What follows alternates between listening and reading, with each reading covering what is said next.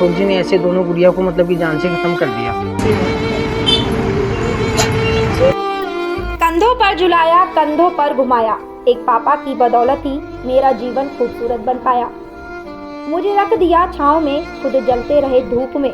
मैंने देखा है एक फरिश्ता अपने पिता के रूप में।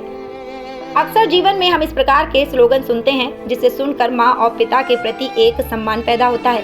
लेकिन आवाज़ न्यूज़ आज आपको ऐसी खबर बता रहा है जिसको सुनकर आपका रोम रोम कांप जाएगा। सीकर के निमका थाना की वो कहानी जिसमें एक कलयुगी पिता ने बेटे की चाहत में अपनी मासूम बेटियों को मौत के घाट उतार दिया। पुलिस ने जब इस कलयुगी पिता को गिरफ्तार किया तो पिता ने जवाब दिया, मैं कंस हूँ, बेकार आदमी हूँ। मैं अपने 2 बच्चियों को मार दिया। इतना ही तस्दीक दिया, रवाना हुए। रवाना होने बाद इतना सही निकली जानकारी। अब तक जानकारी में आया है कि अशोक ने 2 लड़के, एक लड़की 5 साल की लक्ष्य थी। उसके बाद करीब 5 महीने पहले ये 2 लड़कियां जुड़वा पैदा हो गई। इस कारण से वो पुत्र प्राप्ति के लिए, वंश लाने के लिए लड़का चाहता था। इस कारण से उसको झगड़ा होगा दोनों पति पत्नियों में। दोनों बच्चियों को उसने पैर पकड़ के फर्स्ट देकर मार दिया। मारने के बाद उसी समय। अब आपको बताते हैं पूरी कहानी। दरअसल आपको बता दें कि 27 मार्च को वार्ड नंबर 31 निवासी अशोक ने अपनी 5 महीने की 2 जुड़वा बेटी निधि और नव्या की हत्या कर दी थी। आरोपी दोपहर 1 बजे पत्नी अनीता के साथ दोनों बेटियों के जिला अस्पताल में टीका लगवा कर लाया था। 3 बजे घर वापस लौटने के बाद अनीता दोनों बेटियों को सुला रही थी। अनीता ने बताया कि अंदर जाते ही सास बनारसी ने ताने मारने शुरू कर दिए कि लड़कियां ही लड़कियां पैदा कर दी, इनको कौन पालेगा, वंश कैसे आगे बढ़ेगा। मैंने कहा कि मेरी क्या गलती है। इतना कहकर मैं कमरे में चली गई और बेटियों को दूध पिलाने लगी। तभी अशोक कमरे में आ गया और चिल्लाया, रोज रोज का झगड़ा तुम्हारी वजह से होता है। अगर तूने बेटा पैदा किया होता तो ऐसा नहीं होता। आज मैं इन दोनों को ही खत्म कर देता हूँ। अनीता ने बताया कि जब तक वह कुछ समझ पाती उससे पहले अशोक ने पहले निधि का पैर पकड़ा और उसका सिर फर्श पर दे मारा। उसके बाद जब वह बाहर भागी तो सास ने उसे पकड़ लिया।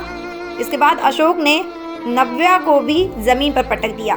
इसके बाद घर से 2 किलोमीटर दूर खाली प्लॉट में दोनों के शवों को दफना दिया था। कि मतलब कि ऐसे तूने ऐसे कर दिया, यहाँ पे तूने वंश फैला दिया, तूने यहाँ पे कर दिया हमारा तो फोटो दिनों घुमा दो। तो ऐसे मतलब कि इनको लेके यही झगड़ा में, और फिर वो मुझे ऐसे बोला कि आपका तो झगड़ा मिटता है नहीं। मैंने कहा पापा ये क्या बात है, ये क्या बोल रहे हो। तो पापा ने बोला कि ऐसी बात हुई है। तो फिर मैंने कॉल काट के, मेरे कोई मिलने वाले थे, मेरे कोई दोस्त, उनको मैंने कोतवाली थाने के अंदर कॉल किया। मैंने FIR दर्ज करवाई। उसके बाद के अंदर मतलब कि उन्होंने मतलब कि उनको घर से उठाया और यहाँ मतलब कि उनके नाम से मतलब कि FIR करके और इनका बयान वगैरह रात को लिया इन्होंने। रात को 11:30-12 बजे के आसपास बयान लिया और 5 बजे ये लोग, जो मेरी छोटी सिस्टर है, इनके बयान 5:30 बजे मतलब कि घर आए।